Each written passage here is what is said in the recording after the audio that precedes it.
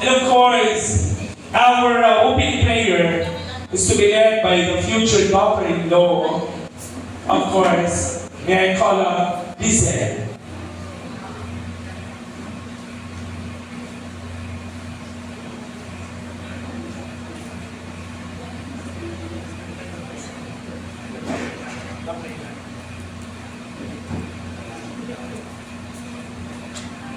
Bow our heads in the presence of the Lord. Lord God, Heavenly Father, we thank you, Lord, for this evening.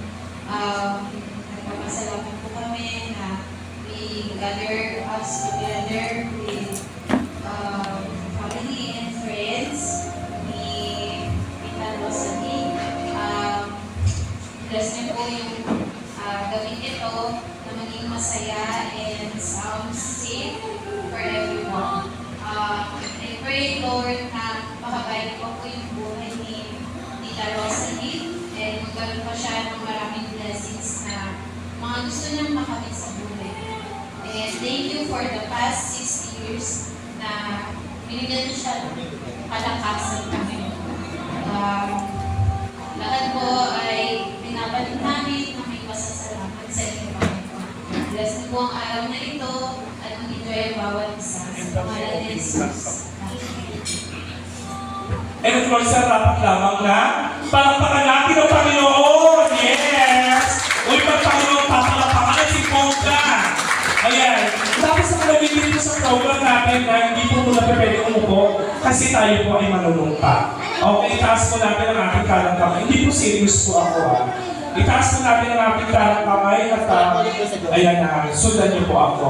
Ako si... Dapat malakas. Ako si... Magbibig po ang pangalan. Ay nangangako na hindi po uuwi pagkatapos kumain. Palakpakan na yung bago po na po kayo. Yan!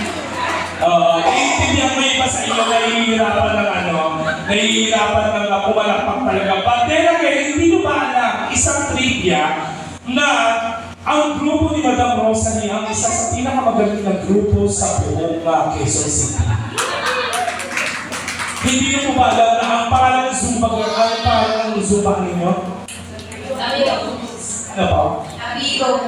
Tabigo Moves. Hindi niyo ba alam na ang Tabigo Moves ay lumaban sa iba't ibang bansa? At ngayon gusto niyo bang masaksihan kung gano'n sila kagaling?